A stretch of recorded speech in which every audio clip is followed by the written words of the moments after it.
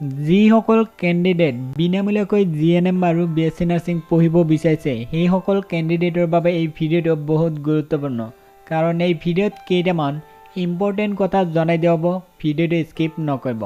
ইতিমধ্যে সকলো কেণ্ডিডেট গম পাইছে 2020 চনৰ IOCL ডিগবৈৰ জিএনএম আৰু বিএছচি নাৰ্ছিঙৰ এপ্লিকেশ্যন ফৰ্ম ফিলআপ চলি আছে।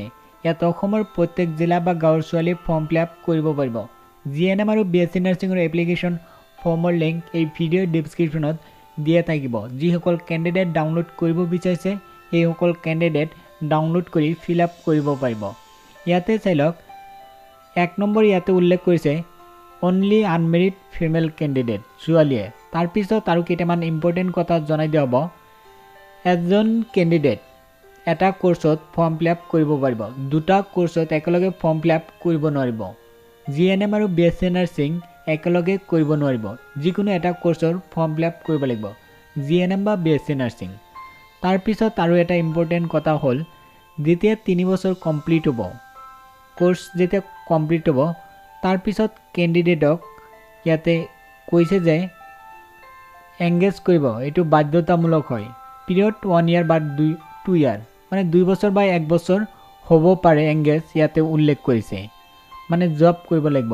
IOCLৰ যিটো AOD হস্পিটেল আছে বা যিকোনো এটা হস্পিটেলত দিব পাৰে, ইণ্ডিয়ান অইল কৰ্পৰেশ্যনৰ অধীনত যিবিলাক হস্পিটেল আছে তাতে দিব পাৰে।